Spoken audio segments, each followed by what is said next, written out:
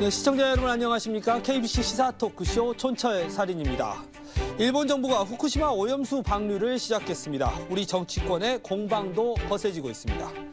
이재명 대표 쌍방울 대북 송금 의혹에 검찰 소환을 앞두고 있습니다. 당내 혼란 더욱 가중되고 있습니다. 국민의힘은 수도권 위기론, 승선 불가론 등 총선을 앞두고 당내 갑론을박이 치열합니다. 한 주간의 이슈를 속속들이 파헤쳐 촌철살인 분석해보는 시간. 국민의힘 천하람 순천갑 당협위원장, 더불어민주당 설주환 법률위원회 부위원장과 함께하겠습니다. 어서 오십시오. 우리 설주환 변호사님은 요즘 곳곳에 이렇게 방송에 나오시고 또 라디오에도 출연하시는데. 네네. 아, 인기 최고예요, 요새. 그러니까요.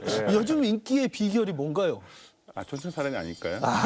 잘 알고 계시는 또 이재명 대표를 과하게 또 옹호하지 않으면서 굉장히 또 균형 잡힌 논평들을 많이 하시더라고요. 그러니까 제가 들어봐도 합리적으로 이렇게 수긍되는. 네, 그래서 제가 보면서 이거 민주당 지지층에서 엄청 싫어하겠는데? 그런 느낌 많이 좀 주시더라고요. 합리적인 지지층은 좋아할 겁니다. 이 방송 패널에게 합리적이란 말이 굉장히 뼈아픈 얘기다. 무슨 말인가요? 이게 중용적이고 합리적이란 말은 어느 편에도 서지 않는다. 그러면 정치를 하려는 입장에서는 어느 편에 서야 되는데 그래서 저도 합리적인 말을 제일 처음에 좋아했습니다만은 지금은 그렇게 좋은 국민의 편에 서십시오. 아, 그럴까요? 예, 합리적인 국민의 편에 서시면 될 것 같습니다. 자, 이제 이슈로 들어가 보겠습니다. 첫 번째 주제로 이제 일본 후쿠시마 오염수 방류가 시작이 됐습니다. 이 주제를 가지고 와봤는데요.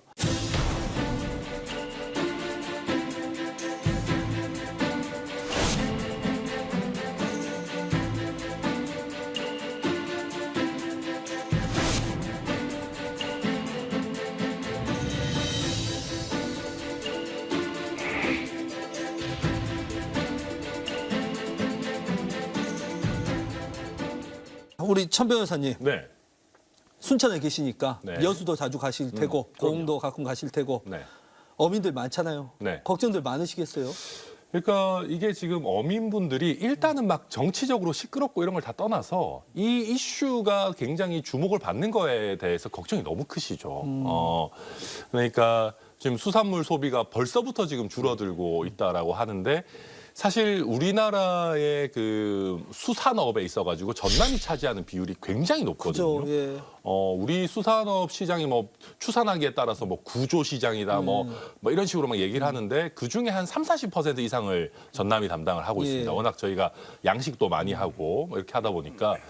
근데 그러면은 수산물 소비가 줄어들면 이제 직격탄을 맞는 것이기 때문에 그러니까 정치적인 성향에 따라서 반응도 물론 조금씩은 다르십니다. 어떤 분들은 왜 정부가 이걸 못 막냐고 탓을 하시는 분도 있고 또 반대쪽에서는 이게 사실은 이 일본에서 이렇게 해가지고 태평양 돌아서 오는데 한참 걸리는데 벌써부터 이렇게 불안감을 증폭시켜가지고 수산물 소비 너무 미리부터 줄이는 거 아니냐 하시는 분도 계시고 좀 다양한 반응이 나오지만 공통적으로는 다 걱정이 좀 많으신 것 같습니다. 이게 설 변호사님, 우리 이게 오염수가 한 번 방류하고 끝나는 게 아니라 최소 30년? 뭐 일각에서는 이번 세기 내에 방류가 끝날 것 같지가 않다. 뭐 이런 전망도 제기돼요. 그러니까 계속 오염수가 계속 발생을 하잖아요. 지금 뭐 그 원자력 발전소가 어찌 보면 무너져 있는 상태인데 그걸 계속 시키기 위해서 물을 계속 투입을 해야 되니까 오염수가 흘러간 만큼 또 생기기 때문에 이게 30년 내에 끝나지 못한다는 것은 뭐 중론인 것 같고요. 오히려 더 그 이상 될 수도 있다는 얘기가 있고 그렇기 때문에 이걸 좀 일본 정부뿐만 아니라 전 세계적으로 한번 이거 고민을 좀 해봐야 돼요. 이걸 계속 이렇게 할 것인가 미봉책이거든요. 이걸 계속 바다에 흘려보내면서 그걸 뭐 안전하다고 뭐 믿는 것인지 어쩐 것인지 모르겠지만은 이 부분에 대해서 좀 정부 차원이라든지 아니면 미국이라든지 오히려 캐나다라든지 오히려 영향을 받을 수 있는 곳에서 이걸 계속 생각을 해봐야 되는데 오히려 좀 묵인하고 있는 것은 아닌가라는 생각이 좀 들고 가장 인접 국가인 우리나라가 가장 영향을 많이 받을 수밖에 없어요. 물론 뭐 해류가 돌아서 온다고는 하지만 또 해류라는 건 언제 어떻게 바뀔지도 모르는 상황이기 때문에 저는 그런 부분에서 좀 우리나라 정부에서 일본 정부에 대해서 강한 항의를 한다든지 아니면 방류를 못하게 하거나 다른 방법을 찾아보자. 오히려 이재명 대표는 지난번에 이런 부분에 대해서 차라리 우리나라에서 돈을 어느 정도 부담을 하고 이런 어떠한 뭐 매립을 하든지 아니면 뭐 대기 중에 날려보낼 수 있는 방법을 찾아보자 했거든요. 저는 일본 정부 뜻에 따라서 그냥 무작정 방류하는 거에 우리나라가 그냥 묵인하거나 방조하는 것이 맞나라는 생각이 좀 듭니다. 그러니까 정부의 입장 이게 도대체 어디에 있는 건가? 그 속으로는 뭐 방류 찬성하는 건지 아니면 또 겉으로 나오는 건 찬성은 아니다 하는데 이게 알쏭달쏭합니다. 어떻게 보십니까? 그러니까 우선은 이게 이제 일반 국민들께서 보시기에 말장난이라고 느껴지실 수 있다는 거 저도 충분히 이해하는데 우선은 명확하게 찬반을 정하는 게 쉬운 문제는 아닙니다. 예를 들면 찬성이다 이렇게 해버리면 예를 들면 향후에 여러 가지 문제들이 생기거나 우리 어민들이 입는 피해에 대해 가지고 이의 제기를 할 가능성 자체가 봉쇄될 수가 있습니다. 여러 뭐 국제법적으로나 아니면 손해배상의 법리 이런 거에 따라 가지고 그러다 보니까 우리는 일단 확답을 하지 않는다.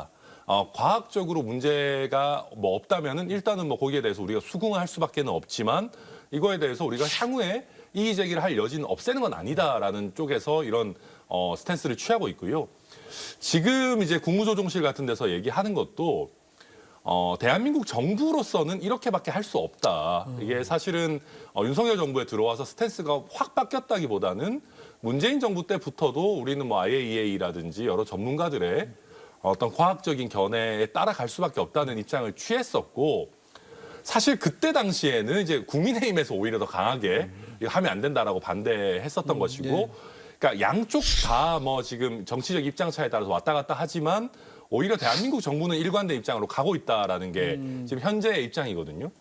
다만 이 부분에 있어가지고 제가 좀 뼈 아프게 생각하는 것은 우리 정부가 그렇다고 하면은 뭘 별로 안 했었어야 되는데 뭐 홍보 영상 같은 거 맞아요. 이제 네.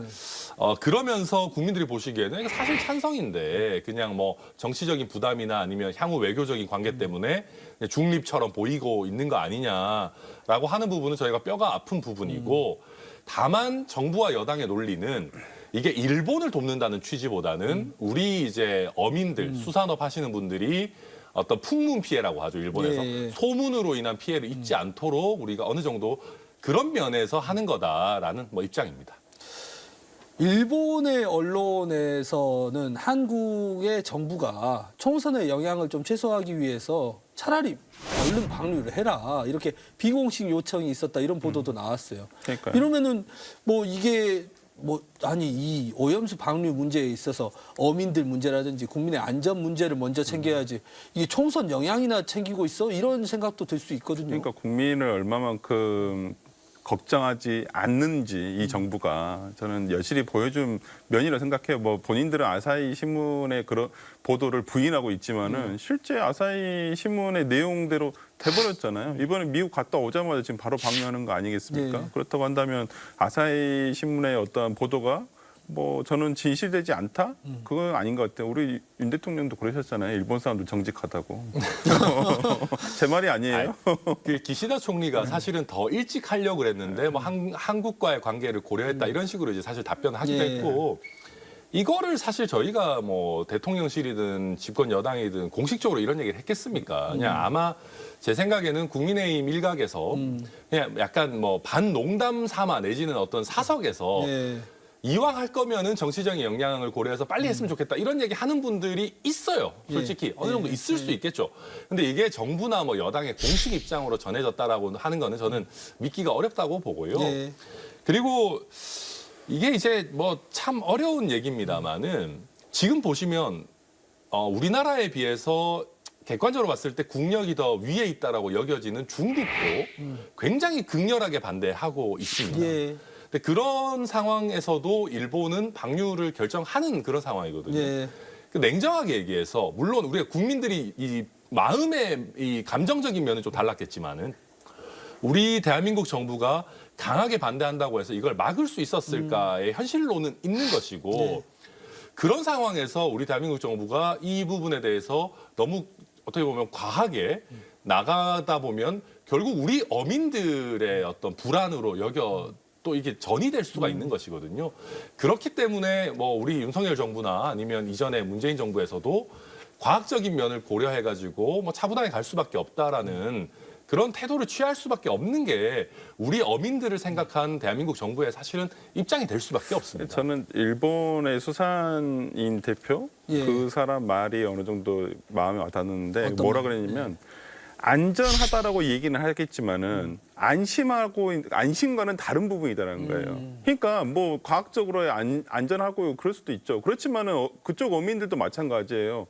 안심이 되지는 않는다는 거예요. 그게 꺼리껴지죠. 당연히 뭐 원자력 발전소에서 지금 예를 들어서 정상적으로 가동하고 있는 냉각수가 나오는 것만 해도 그걸 가지고도 반대를 많이 하거든요. 근데도 지금 오히려 이것은 오히려 원자라는 뭐 저도 과학적으로 예. 정확하게 모르겠습니다만 이 독성 물질이 그대로 물에 다 있는 것들을 뭐 배출 이제 뭐 처리를 거쳐서 이제 배출한다고는 하지만은 오히려 삼중수소 같은 경우는 그 처리가 안 되니까 예. 희석을 해서 내보낸다는 거잖아요. 근데 이러한 것들을 지금까지 하지 않았잖아요. 전 세계적으로 뭐 어떤 나라도 하지 않았는데 이걸 지금 태평양이라는 뭐 자기 앞바다도 아닌데 인류 공동의 자산인데 그걸 그냥 거기다 풀어버리겠다라고 하니까 거기에 대한 불안감을 씻을 수는 없다고 봐요. 그리고 예. 아까 천 위원장님께서 말씀해 주신 대로 품평 피해, 정신적인 피해거든요. 거기에 대해서 일본 정부는 자국의 수산인에 대해서 지금 어떤 배상을 해주려고 예. 그러거든요. 근데 왜 우리나라 수산인한테 안 하죠? 우리나라 2천억 정도를 기금을 마련한다고 국민의힘에서 정부와 함께 이야기. 누가요? 우리나라 정부가요? 예. 일본 정부가 해줘야지 왜 우리나라 정부가 해요? 우리나라 정부가 지금 방류하나요? 근데 난 그거 이해가 되지가 않아요. 그러니까 그런 부분에 대해서 왜 일본 정부에서는 아무 말도 없는데 우리나라 정부에서는 오히려 여기에 대해서 적극적으로 방조를 한다거나 적극적으로 묵인을 하고 있냐. 이건 우리 표현이 아니라 미국 CNN이라든지 오히려 그 CNN 뉴스를 보면 왜 한국 정부는 적극적으로 방조를 하고 있냐. 예. 그리고 그린피스 회장도 마찬가지예요. 지금 한국 정부의 저런 방조를 묵과할 수가 없다. 그만큼 외국에서는 이미 한국이 일본 정부의 방류 결정에 방조하고 있구나, 동의하고 있구나 이렇게 보고 있는데 우리나라에서만 정부에서만 찬성하거나 지지하지 않는다라는 어떤 말장난을 하고 있다는 것이 참 답답합니다. 근데 저는 그렇습니다. 우리 대통령실에 있는 사람들도 뭐 정무적인 고려를 아예 안 하진 않을 겁니다. 제가 봤을 때 정무적인 판단이 이상할 때들이 종종 있지만 예. 한번 그냥 이제 정치적으로만 놓고 대통령과 국민의 입장에서 하기 제일 편한 거는 그냥 세게 반대하는 겁니다. 그렇죠. 그게 지지율에는 이득이겠죠. 네, 이득입니다. 무조건 저희도 세게 반대했는데 뭐 어쩔 수 없었다라고 하는 게 사실은 이득인데, 근데 저희 국민의힘 내부에서도 그렇게 얘기하는 분들 많아요. 우리도 그냥 세게 그냥 했었어야지라고 하는 분들 많은데 문제는 그렇게 했다가 결과적으로 못 막았을 때 우리 어민들의 미치는 손해라는 거는 사실 정부가 인증한 뭐 위험이 있다라는 그렇죠. 걸로 네. 되는 것이거든요. 그러니까 그거를 고려를 안 할 수가 없는 부분인 것이고, 지금 이제 그 설 변호사님 잘 말씀해 주셨는데 우리가 안심하기는 쉽지 않죠. 사실은 우리가 뭐 쓰레기 소각장만 하나 지어도 안심하기 쉽지 않은데, 근데 민주당에서도 그렇고 이걸 방류를 반대하는 분들 쪽에서도 그렇고 과학적으로 이 방류를 막아야 할 결정적인 논증을 하지는 못했어요. 그러니까 IAEA가 뭐 객관적이지 않다, 제대로 시료를 채취했냐 이런 정황에 대한 문제 제기들은 있었지만은 IAEA 보고서의 그 신빙성을 확실하게 깨부술 만한 과학적인 논증은 이뤄지지 않았습니다. 예. 그러다 보니까 사실 이게 우리나라가 일본 바로 옆에 있긴 하지만 해류 때문에 이게 이렇게 돌기 때문에 사실 미국이나 캐나다 같은 태평양 반대쪽에 있는 국가들이 우리보다 먼저 영향을 받는다고 볼 여지들도 있거든요. 그렇기 때문에 그쪽에 있는 과학자들도 방류에 지금 적극적으로 반대는 하지 못하고 있는 상황이다. 그래서 이게 지금 우리 대한민국 정부로서도 이거 과학적으로 절대 하면 안 돼라고 하는 논증을 하기가 쉽지 않은 형편이다 말씀드리겠습니다. 민주당에서는 방류가 시작되기 전부터 해가지고 100시간 비상행동에 들어갔습니다. 이제 토요일 날 광화문에서 총집결을 하겠다 이렇게 하는데 네. 사실은 생각했던 것보다는 이렇게 국민들의 호응이 민주당을 이렇게 따라와 주지는 않는 것 같다 이런 생각도 들어요. 어떻게 뭐 보십니까? 그렇게 보실 수도 있다고 생각하지만 저는 민주당이 그래도 해야 된다고 봐요. 야당의 역할은 이런 거라고 보거든요. 그리고 의회에서 할 수 있는 거, 정부가 예를 들어서 이런 식으로 하면 저는 의회에서라도 일본 정부에 대해서 반대를 한다거나 아니면 저는 이러한 것들이 어떤 뭐 예를 들어서 불안감, 어민들에 대한 불안감을 높인다기보다는 오히려 실질적으로 그러면 아까도 말씀드렸습니다만 일본 정부에서 뭐 해줄 거냐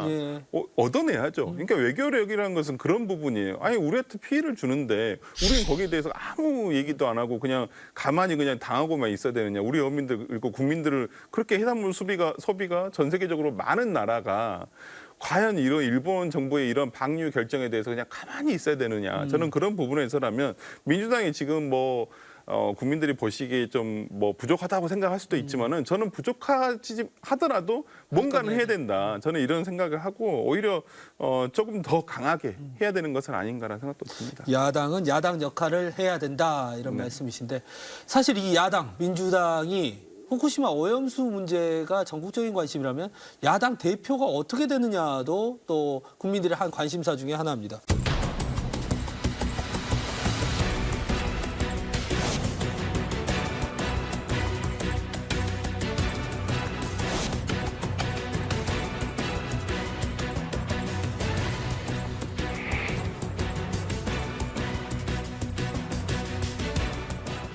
이재명 대표가 대북 송금 피의자로 입건되고 곧바로 검찰에 소환 조사 이제 통보가 왔습니다. 다음 주에 하게 될 것 같죠. 이재명 대표는 곧바로 하자 했는데 이게 받아들여지지 않았고 다음 주 수요일, 목요일, 수요일쯤에 할 것 같은데. 이재명 대표 입장에서는 빨리 조사를 받고 비회기 내에 영장을 차라리 청구를 해라. 근데 지금 사실상 일정상 불가능하죠? 지금 상황에서는 불가능하죠. 왜냐하면 소환이 예를 들어서 뭐 검찰의 주장대로 다음 주에 이루어지게 된다면 이제 9월 달부터는 정기국회가 들어가기 때문에 아무래도 이제 회기 중에 뭐 영장을 청구하게 된다면 일단은 뭐 청구하게 된다면 회기 중 청구가 되지 않을까라는 생각이 좀 들어서 좀 저도 이 부분에 대해서는 검찰에서 이렇게까지 막 무리를 할 필요가 있나. 그러니까 어차피 국민 다 알고 있을 거 아니에요. 이 수사가 정말 온전히 사법적 수사인가? 그러니까 물론 저는 뭐 혐의가 있고 이런 부분에 대해서는 뭐 따져봐야 한다고 생각을 합니다만은 어찌 보면 그냥 법리적으로 판단의 문제거든요. 제3자 뇌물이 될 것인가 안 될 것인가. 그건 뭐 이제 어떤 이 각종 증거와 진술이라든지 이런 걸 다 포함해서 재판부에서 판단을 하면 되는 부분인데 너무 지금 과정에서 검찰과 야당 대표가 설왕설래를 하는 것은 아닌가라는 생각이 좀 들긴 합니다. 그런데 그 현재 8월, 9월에 이게 되면 민주당 입장에서는 9월만은 피하고 싶다라는 이 메시지를 계속 주고 있잖아요. 근데 저는 좀 우스운 게요. 아니 당론으로 그러니까 불체포 특권 어느 정도 내려놓는다고 했잖아요. 그러니까 물론 애매합니다. 이게 진짜 내려놓는 건지 뭐 정당한 청구일 때만 한다. 뭐 뭔 얘기인지 모르겠어요. 근데 어찌 됐든 내려놓는다고 했으니까 이재명 대표 체포 동의안 들어오면 그냥 깔끔하게 국민들 보시기에 우리 동의합니다. 이래버리면 혁신안도 현실적으로 잘 보여드리고 민주당이 이제는 좀 더 윤리적으로 가려고 하는구나 보여드리고 되게 좋은 기회거든요. 아니, 제가 민주당 대표면은 민주당 의원이면은 그냥 그래 들어오면 우리 체포동의안 가결시켜가지고 떳떳하게 우리가 민주당이 달라졌다는 거 보여드릴 좋은 기회로 삼자 할 것 같은데 불안한 거예요. 또 이제 그 약간 그 개혁의 딸들 이런 거 좋아하시는 분들이 또 선동해가지고 우리 이재명 대표 지켜야 됩니다. 막 이렇게 하고 뭐 대표적으로 뭐 정청래 최고위원 이런 분들 계실 거 아닙니까? 그런 분들이 하면 또 당내에 분란이 생기고 뭐 하고 될 거다라는 게 불안한 거죠. 근데 지금 한번 저는 여의도에 있는 사람들이 다 단체로 무슨 뭐 건망증 걸렸나 이런 생각이 드는 게 회기 아닐 때 청구해달라 이런 얘기 하잖아요. 당내 분란 때문에. 근데 한번 잘 생각해 보십시오. 지난번에는요, 뭐 한 몇 달 전에는요, 회기 아닐 때 억지로 임시회 잡았어요 민주당이. 그랬죠. 2월 달이었던 2월 말. 이 불체포 특권 쓰려고 얼마 몇 달 전까지만 해도 억지로 임시회 잡던 사람들이 이제는 회기 아닐 때 청구해달라. 이게 지금 무슨 말이나 되는 소리입니까? 자기들이 그렇게 말도 안 되는 행동들을 했다면은 이제라도 체포동의안 들어오면 깔끔하게 그냥 가결시켜서 국민 앞에 변화된 모습을 보여드리면 되는데 그것도 할 자신이 없다? 검찰을 본인들의 정당의 분란 때문에 스케줄을 우리 당에 맞춰달라? 말이 안 되는 얘기죠. 그러니까 오히려 저는 그러니까 이런 부분에 대해서 논란을 만드는 게 저는 오히려 이재명 대표를 존중하지 않는다고 봐요. 아, 원래 주변에 있는 사람들이. 네, 저는 이재명 대표가 이거 분명히 얘기했잖아요. 대표 연설을 통해서 당대표 연설을 통해서 분명히 국회에서 얘기를 했기 때문에 저는 이재명 대표가 이 뜻이 달라졌다고 생각하지는 않아요. 근데 옆에 있는 최고위원들이라고 하시는 이제 뭐 친명이라고 소위 친명이라고 얘기하시는 분들이 이런 부분에 대해서 이렇게 선동을 해버리면 당내에서 분란을 이분들이 일으키는 것이거든요. 그러니까 이분들의 말도 앞뒤가 안 맞는 게 뭐냐면 논리적으로 안 맞는 게 김은경 이분들이 지금 뭐 더혁신 더민주의 혁신회인데 이분들이 지금 주장하는 게 지금 김은경 혁신위의 최종안을 최대한 수용을 해달라는 거예요. 지금 당에서 수용을 해달라고 하는 것인데 김은경 혁신위의 1호 안건 아까 말씀하셨잖아요. 불체포특권의 포기예요. 당론 채택을 얘기했었어요. 그렇다고 한다면 그러면 여기서 바로 반격이 들어올 수 있잖아요. 그럼 선택적이야? 항상 선택적으로만 이렇게 그러면 바로 우리 당의 내로남불 프레임에 바로 빠져드는 거예요. 그럴 필요가 없다는 거예요. 이재명 대표는 오히려 자신 있게 얘기를 하고 있는데 오히려 옆에서 이렇게 분란을 얘기를 하면서 서로 당내에서 이런 얘기 저런 얘기 나올 수 있게끔 하는 것이 자신들이 주장하는 내용도 논리가 맞지 않고 뭐 상황상도 저도 적절치가 않다고 보기 때문에 뭐 친명계 뭐 강주 이제 민영배 의원 같은 경우는 뭐 들어갔다 나오자 하는데 그건 법적으로 맞지도 않고 그렇기 때문에 그럼 다시 해야 돼요. 근데 그런 얘기를 아무리 지지자들의 호응을 얻고 싶기로서니 어떤 뭐 국회의원으로서 그런 얘기를 하는 것이 저는 적정하지는 않다. 그리고 이게 뭐 제가 민주당 내부 상황을 뭐 아주 100% 잘하는 건 아니겠지만 이거 다 자기 장사예요. 진짜로. 그러니까 솔직히 말씀드리면은요. 여의도에 친명계라는 거는 원래 별로 없습니다. 원래 없었죠. 원래 근데 없어요. 요즘 많잖아요. 그러니까 전당대회 때도요. 제가 민주당에서 이제 만나는 분들 얘기하면 전당대회 때 내가 이재명이랑 친합니다. 뭐 이재명 대표를 잘 돕겠습니다. 이랬던 분들 중에 실제 이재명 대표랑 친한 사람 거의 없었어요. 다 약간 자기 장사였어요. 왜냐하면 그때는 이재명 대표가 대세니까 거기에 편승해가지고 최고위원 해야지라고 하는 분들이었어요. 시작 자체가. 왜냐하면 이재명 대표는 성남시 경기도에서 정치를 해왔기 때문에 애초에 여의도에 친한 사람이 별로 없어요. 그리고 그 과거에 학생운동 이런 걸 하셨던 분도 아니기 때문에 민주당 주류랑도 거리가 있단 말입니다. 근데 지금 어떻게 보면 과격하게 이재명 대표 지켜야 된다, 막 구속영장 들어와도 우리가 지켜야 된다 이런 얘기 하는 분들이 실제 이재명 대표랑 아주 친하거나 이재명 대표를 정말로 지키고 싶어서가 아니고 그냥 공천 시즌이고 지금 당원들 사이에서 특히 적극 당원들 사이에서 이재명 대표 지지가 높으니 이걸 내가 가져가겠다라는 취지인 거거든요. 그래서 그런 자기 장사 목적으로 사실은 지금 당을 굉장히 흔들고 있는 겁니다. 그렇다면은 그런 분석대로라면 이재명 대표가 만약에 어떤 검찰 수사에 있어가지고 구속이 된다거나 이런 권리 상태가 됐을 때는 또 이 자기 장사하는 분들이 또 포지션이 금방 변할 수 있겠네요. 저는 국민의힘도 마찬가지인데 가장 충성하는 사람들이 가장 빨리 등 돌릴 겁니다. 왜냐하면 그 충성하라는 이유가 보통은 이제 공천이에요. 아니면 뭔가 권력의 어떤 뭐 부스러기를 받으려고 하는 거기 때문에 이재명 대표가 공천을 안 할 것 같다라고 하면은요. 금방 등 돌릴 사람들을 수두룩합니다. 제가 봤을 때. 우리 천하람 위원장님은 가장 늦게 등을 돌릴 것 같습니다. 예.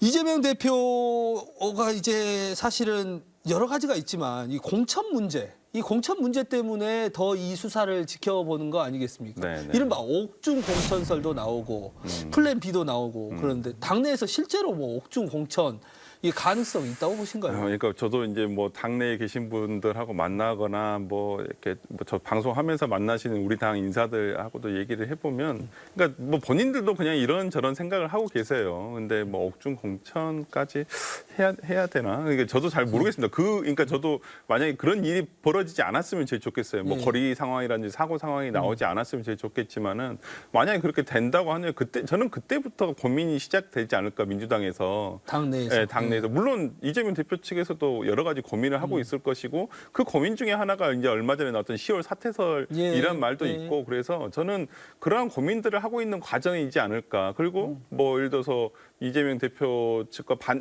정치적으로 또 반대되는 측면 계신 분들도 지금 고민을 하고 있지 않을까. 근데 지금 상황은 어떻게 될지 모르기 때문에 뭐 어떤 자신의 의견을 넣기는 좀 부담스러울 수 있는 상황이어서 저는 이제 그때부터가 아마 어떤 당의 진로가 좀 정해지지 않을까 싶습니다. 예.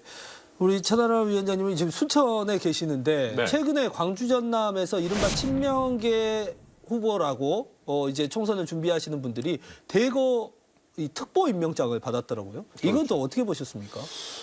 이게 이제 어떻게 보면 제가 아까 말씀드렸듯이 이재명 대표가 원내에 본인 세력이라는 게 사실 없습니다. 예. 그러다 보니까 원외에 있는 그 출마 예정자들에게 이재명표 인증 마크를 찍어줘가지고 예. 그러면 사실 도와주는 거잖아요. 예. 그러면 정치에서 약간의 어떻게 보면 자기 세력이 생기는 겁니다. 이제 그 지도자급 정치인이라는 거는 항상 공천 시즌에 자기 사람을 만드는 거거든요. 그렇게 해야지 내가 뭔가 줬으니까 너도 다음 대선이 됐든 뭐가 됐든 나한테 잘해줘야지라고 하는 관계가 성립되는 것이라 가지고 그거를 하기 위한 하나의 포석인 거죠. 그렇게 해서 이분들이 이제 원내는 대부분 다 아니기 때문에 뭐 어떤 조직력이나 이런 거에 있어가지고 상대적으로 좀 약할 수 있습니다. 인지도나 그런 부분들을 어떻게 보면 이재명 대표를 지지하는 당원들의 힘으로 좀 메꿔줬으면 하는 그런 바람일 겁니다. 우리 설주환 변호사님은 그 인증 못 받으셨죠? 저는 못 받았죠. 아쉽네요. 이게 근데 실제로 실효성이나 이게 선거를 치르는데 있을까요? 뭐 자객 공천이다 뭐 이런 말도 나오고. 그러니까 지금 그러니까 이게 되게 대표 측에서도 상당히 특보 임명을 하면서도 뭐 좀 예를 들어서 언론에 이것을 막 좀 크게 안 했으면 좋겠다라고 근데 얘기를 후보들이 다 하고 있죠. 다 하고 계시더라고요. 네. 근데 이게 좋은 게 아니라 다 지금 민주당 현역이 있는 곳들이에요. 그렇죠. 대부분이. 근데 이렇게 돼버리면 그러면 대표 입장에서도 당을 끌고 가기가 쉽지가 않을 거예요. 특히나 지금 체포동의안이 만약에 넘어오게 된다면 여기 어떻게 설득을 해요. 당연히 그분들이 내 지역구에 이재명 대표의 특보들이 여기 와서 또 지금 나오려고 한다? 저는 모르겠습니다. 그게 과연 이재명 대표를 도와줄지 안 도와줄지. 저는 이런 면에서는 좀 조용히 할 필요도 있었고 굳이 언론에 내보낼 필요가 있었을까라는 생각 좀 들어서 뭐 가까운 건 다 알잖아요. 누구랑 친하다. 근데 그걸 굳이 이렇게 언론에 공표할 필요는 있었을까라는 생각이 좀 듭니다. 저도 좀 타이밍도 좀 이상한 것 같아요. 시기도. 네. 그러니까 지금 보면 민주당 같은 경우는 그 경선을 위한 당원 모집이라는 게 거의가 아니라 마무리됐잖아요. 네. 그럼 차라리 이거를 좀 시기를 앞당겨가지고 뭐 좀 해서 당원 모집에 도움이 될 수 있도록 하는 것도 아니고 설 변호사님 말씀처럼 이미 당원 모집 다 끝났는데 한정된 파일을 가지고 싸우는 이 상황에서 특보 인증 마크를 지금 찍어준다고 하면 경쟁자들이 가만히 있지 않거든요. 예. 보통 보면 특히 유력한 지역구는 한 지역구에 이제 경쟁한 사람들이 뭐 7, 8명씩 있는데 한 명 인증 마크 찍어주면 6, 7명을 적으로 돌리는 거잖아요. 그러니까 이 타이밍에 특히 본인이 취약한 이 타이밍에 이거를 왜 해가지고 적을 더 늘리는지 저로서는 사실 좀 이해하기가 어렵습니다. 아마 그 후보들의 요구도 좀 있었던 것 같고요. 뭐 그런 상황인 것 같습니다. 이제는 민주당 의원이 아닌 김남국 의원 이야기도 해보겠습니다. 김남국 의원이 결국은 총선 불출마 선언을 이제서야 선언을 했습니다. 그러자 징계안도 좀 늦춰진 면이 있는 것 같습니다. 이 사안은 좀 어떻게 보셨습니까? 저 코인 사태가 터졌을 때 차라리 저는 사퇴까지는 바라진 않았어요. 임기가 별로 남지 않았기 때문에 실질상 별로 그 큰 영향이 없어요. 근데 저는 차라리 불출마 선언을 하고 본인에 대한 어떤 이러한 누명일 수도 있고 의혹에 대해서 깔끔하게 한 다음에 저는 나중에 다시 정치권으로 돌아와도 된다고 생각을 그걸 하거든요. 이 자리에서도 말씀하셨죠. 그랬었는데 좀 늦은 감이 없지 않아 있어요. 그러니까 뭔가 단계별로 본인이 조금 불리하다 싶었을 때 어떤 카드를 던진다는 생각 때문에 오히려 이게 정말 불출마 선언이 엄청 큰 거거든요. 의원한테 내가 정치하지 않겠습니다. 총선에 나가지 않겠습니다라는 것이 얼마나 커요. 그렇죠. 지지층부터 이제 다 흩어지는 거죠. 그럼요. 공천을 받기 위해서 그 수없는 노력을 하는데 그걸 내가 다 포기하겠다. 또 특히나 전도 유망한 젊은 정치인이 저는 그런 면에서는 조금 일찍 했더라면 오히려 본인의 코인 사태를 여기까지 끌고 오지 않았을 수도 있다고 저는 보여요. 지금 뭐 국민의힘의 한고승 의원 같은 경우도 논란이 있으니까 그냥 바로 불출마 선언을 해버리고 했는데 잠잠해져 버렸잖아요. 언론에서. 근데 김남국 의원 같은 경우 계속 지금 코인 논란이 국회 내에서도 윤리위에서 다른 분들은 박덕흠 의원이나 이런 분들 하나도 뭐 표결도 안 가고 있는데 혼자만 지금 가고 있거든요. 저는 그런 면에서라면 뭐 제명까지는 저는 과하다 생각을 합니다. 개인적으로는. 그렇지만은 좀 어떤 내년 총선 불출마가 좀 늦은 감은 없지 않나. 그러니까 저는 아직도 김남국 의원이 그렇게 했다는 부분, 불성실한 부분에 대해서는 비판을 하고 싶어요. 그렇지만 어떤 범죄 혐의와 연루가 돼 있다는 부분에서는 저는 그렇게 믿지는 예, 않고 있거든요. 예. 그렇기 때문에 언제든 김남국 의원이 본인에 대한 의혹을 해소하고 다시 정치권으로 왔으면 좋겠습니다. 어쨌든 김남국 의원이 불출마를 선언을 하면서 이제 어느 정도 좀 마무리되어 간다 이런 느낌도 좀 들어요. 그렇죠. 근데 이제 이게 늘 설명을 잘 지적해 주셨는데 모든 게 다 타이밍의 문제입니다. 이게 지금 보면은 그 윤리심사 자문위원회라고 있잖아요. 예. 거기서 제명을 사실은 예. 권고를 했지 않습니까? 여기서 제명을 그렇게 자주 권고하지는 않거든요. 그러니까 이게 사실은 동정표를 받기 위해서 사실 이렇게 한 걸로밖에 보일 수가 없어요. 예. 마치 이제 저희 국민의힘의 태용호 의원이 이제 그때 최고위원 당시에 사퇴하면서. 징계받을 때 최고위원직을 내려놓고 사실 징계가 확 주는 그런 느낌을 의도하는 건데 글쎄요 이게 제가 봤을 때는 그러면 안 될 것 같지만 김남국 의원의 이런 전략은 좀 통할 것 같아요. 예. 왜냐하면 그 자문위원회는 국회의원이 아닌 분들이잖아요. 근데 이제는 이게 국회의 손으로 들어왔거든요. 뭐 윤리, 특위 이런 거 다 국회의원들로 이루어져 있다 보니까 이런 식으로 불출마까지 하겠다라고 하면 특히 이제 민주당 의원들 같은 경우에는 뭐 불출마도 한다는데 그거 뭐 제명까지 해야 되나? 예. 라는 식의 온정주의로 갈 가능성이 높아요. 그래서 저는 이게 안 좋은 국회 선례를 남기겠지만 김남국 의원이 원하는 시나리오대로 갈 가능성이 높아 보인다. 그렇게 그러니까 뭐 전망합니다. 제가 어제 방송에서 이 주제로 좀 얘기를 했었었는데, 그러니까 장해찬 같이 출연할 장해찬 최고가 그 얘기를 하더라고요. 아니 그럼 내년까지 어떻게 세비 이거 정말 또 써가면서 이렇게 하면 되겠냐 얘기를 하더라고요. 물론 적절치는 않을 수도 있습니다만은 아니 저는 뭐. 이런 물타기 별로 안 좋아하지만 국민의힘이 정찬민 의원이 있었잖아요. 거기 대법원까지 진짜 거의 초창기에 구속돼서 지금 대법원 얼마 전에 확정됐어요. 그 세비 다 나갔습니다. 그러니까 여기에 대해서 뭐 물론 김남국 의원이 그래도 끝까지 본인이 충실하게 임기를 마치고 싶다. 그리고 본인을 뽑아준 지역구민들을 위해서라도 그렇게 하고 싶다고 하는 부분이 있기 때문에 성실하게 저는 의정 활동할 수 있도록 도와주는 게 맞지 않나 싶습니다. 예, 그러면 다음 주제로 좀 넘어가 보겠습니다. 국민의힘도 사실 총선을 앞두고 조용한 것 같은데 한 번씩 이렇게 좀 무슨 론들이 계속해서 나오고 있습니다.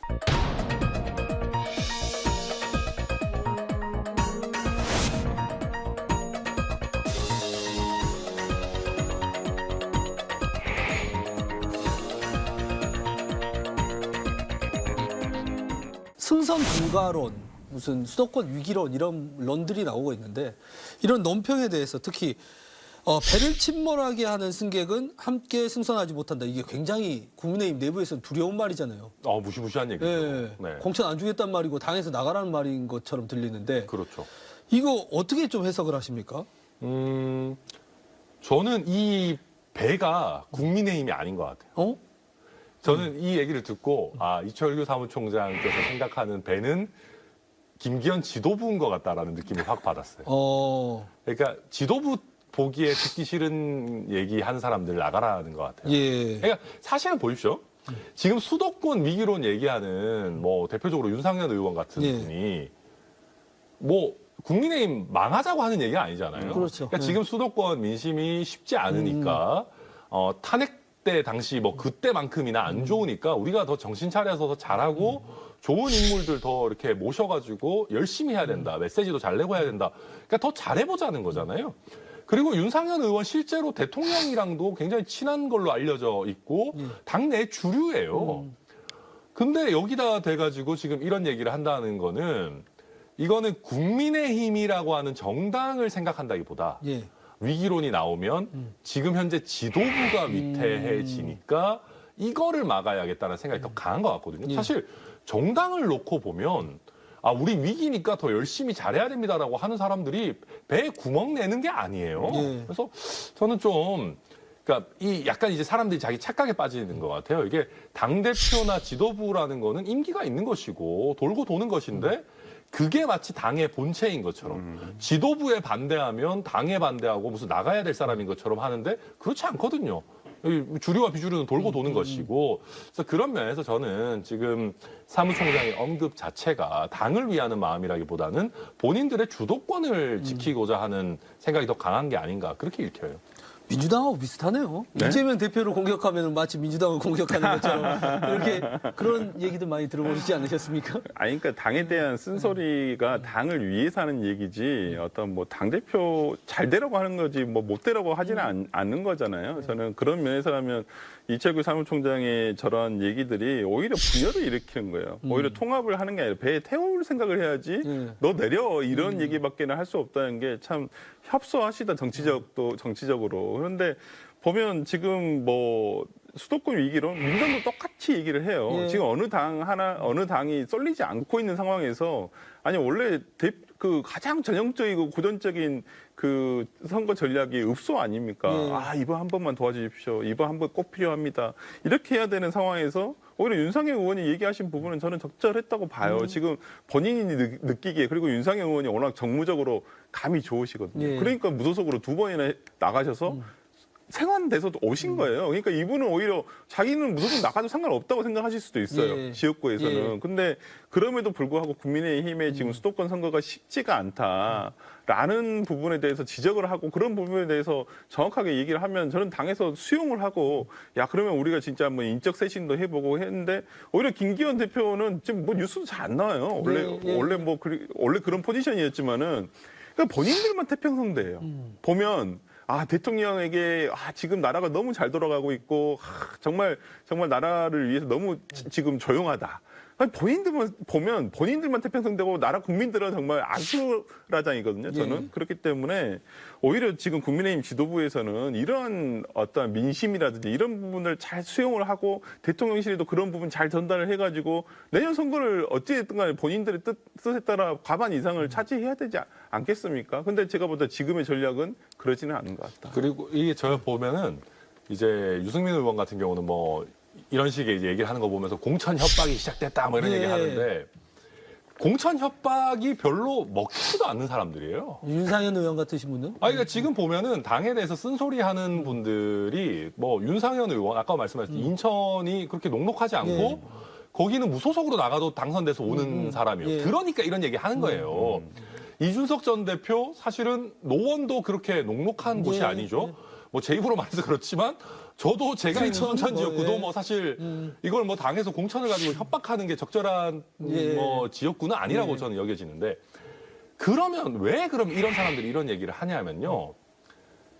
주변에서 이런 얘기를 해달라고 하니까 하는 겁니다. 사실은. 예. 저한테도 지금 이제 수도권에 있는 수많은 뭐 당협위원장들 출마 예정자들이 지금 보니까 이거 안 좋은데 본인들은 무서워가지고 말을 못 하는 거예요. 나는 일단 공천 받아야 되니까 어찌 됐든 간에 예. 공천을 받아야지 본선이 있는 거니까. 근데 만나기만 하면 서울 지역의 당협위원장 만나기만 하면 한숨이고 뭐 경기도는 뭐 한숨 쉴 힘도 없고 막 그러니까 이제 저희 같은 사람들이 그래도 방송에 나갈 기회도 있고 하니까 우리 좀 더 힘내야 되고 더 예. 잘해야 된다라는 얘기를 하는 거거든요. 그러니까 용기 내 가지고 필요한 얘기를 하는 사람들한테 공천 협박 이 굉장히 부적절한 것이고 또 예. 협박이 먹힐 사람들도 아니에요. 그러니까 무슨 영남에 있는 사람한테 협박하는 것도 아니고 예. 거기는 먹히죠. 거기는 먹히죠. 바로 먹히기 때문에. 그러니까 아무튼 지금 전체적으로 뭔가 이게 핀트가 잘 안 맞아요. 예, 그러면은 본인의 불이익을 무릅쓰고 당에 쓴소리하는 사람들이 있으면 그 얘기를 들어봐야지. 좀 이상한 거죠. 그러니까 대통령이 그렇게 공산 전체주의에 대해서 배격을 하시려고 하는데 공산 전체주의 하고 있는 게 국민의힘이에요. 또 아니, 갑자기 또 좀- 공산 전체주의까지 갑니까 또. 좀 궁금한 게 그러면서 이른바 확장력 있는 후보들이 국민의힘에서 수도권 전략 공천을 해야 된다 하면서 천하용인을 또 이야기가 되고 있는 것 같습니다. 그러면 우리 천하람 위원장 같은 경우도 수도권에 전략 공천 될 수 있는 겁니까? 아니 일단 네.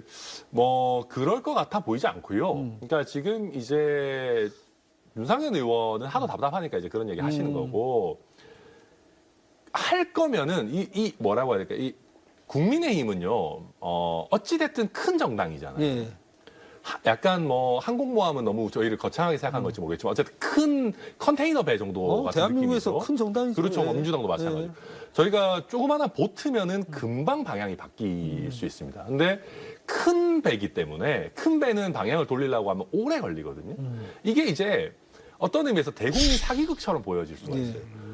뭐 한 며칠 전까지는 쓴소리한 사람들 배에 승선 못 시킨다. 뭐 무조건 우리는 일치 단결해서 가야 된다 하다가 갑자기 며칠 있다가 우리 지금 선거 힘들어질 것 같으니까 쓴소리 하는 소심파들을 전면에 배치시킨다.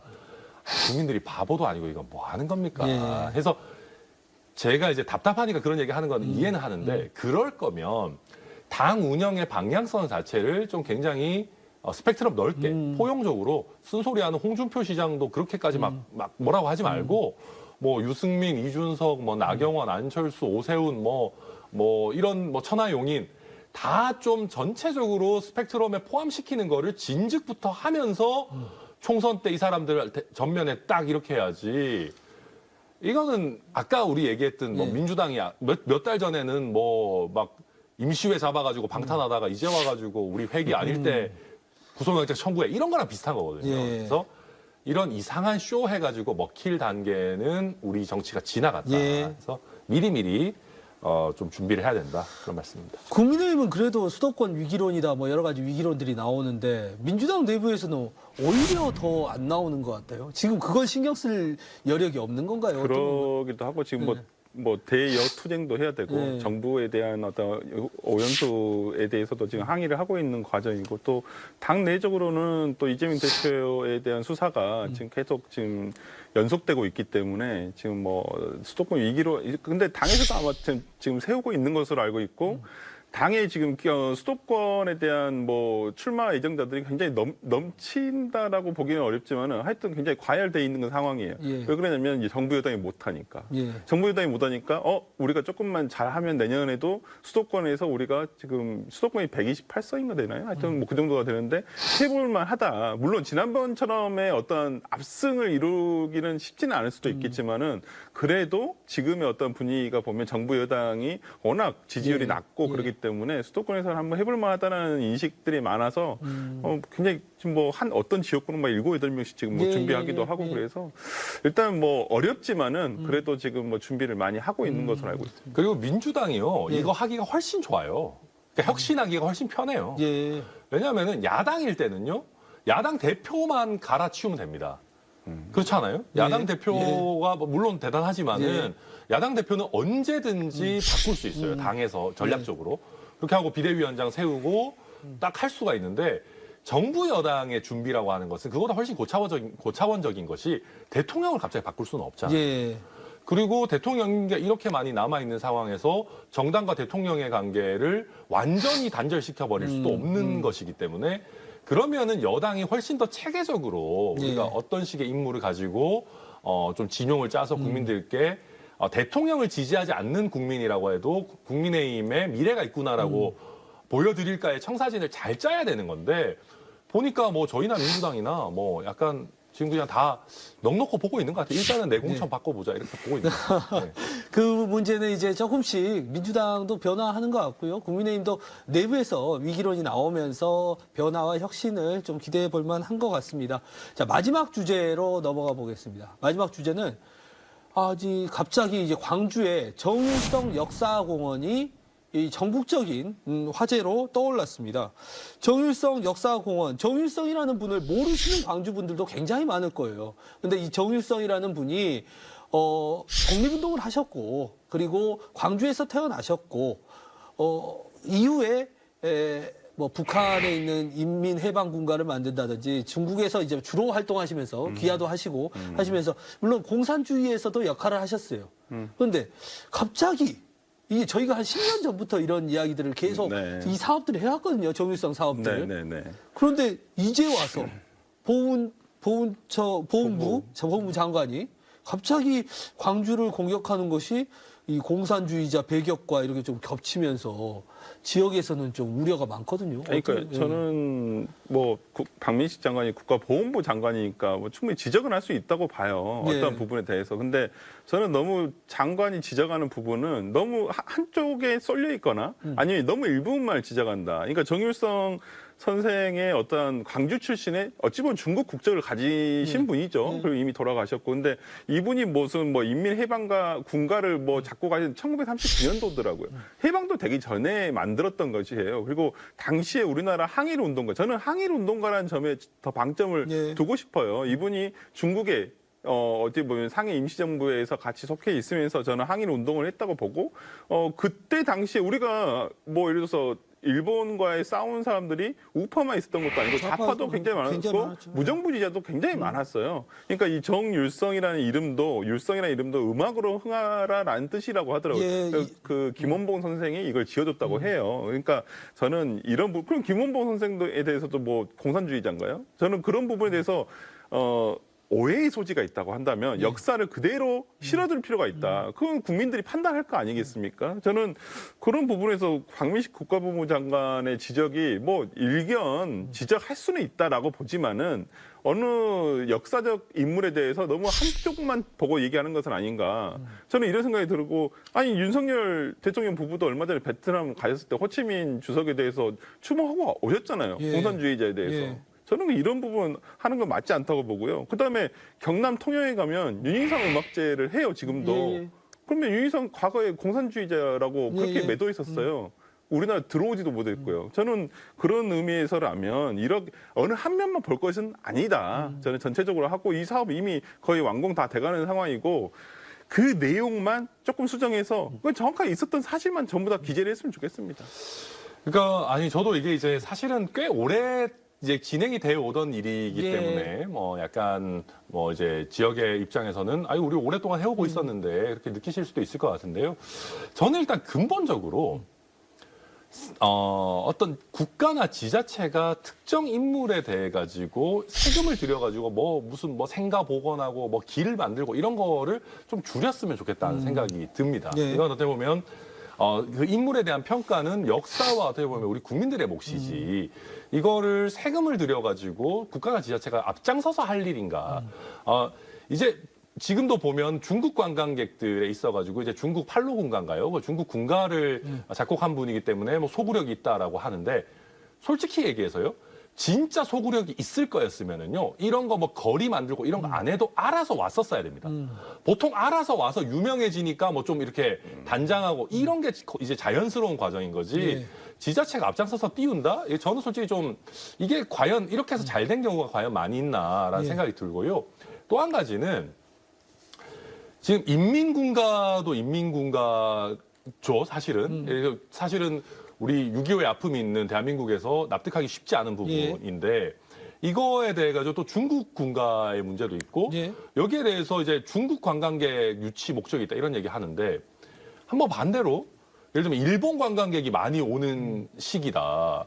김웅 의원이 이런 얘기 하던데 그러면 뭐 일본에서 인기 좋은 인물 뭐 만들 거냐. 뭐 예를 들면 입장 바꿔가지고 자위대 군가를 만든 뭐 우리 지역 출신의 누군가가 있는데 일본 관광객들이 그 사람 관심 있을 것 같으니까 뭐 만든다 이러면은 이게 약간 좀 쉽지 않은 부분들이 있을 겁니다. 그래서 입장 바꿔 생각해 보면 굉장히 논란이 될 수 있는 부분들은 있다. 그거는 이제 뭐 말씀드리겠습니다. 근데 왜 이 시기냐라는 그런 질문도 뒤따를 것 같아요. 그러니까 저희가 정일성 사업을 광주가 시작한 지가 지금 10년이 다 되고 넘어가고 있고 그리고 이제 그 사업들을 예전에는 심지어 문체부에서 예산도 받아와서 음악회도 했던 걸로 저는 기억을 하거든요. 근데 지금 이 시기에 한참 중국과 거리를 두고 있는 국제 정세 속에서 그리고 또 공산주의자 발언들이 또 대통령 입에서 나오는 이 상황에서 굳이 광주를 콕 집어가지고 굳이 40억짜리 마을에 있는 조그만 공원 사업을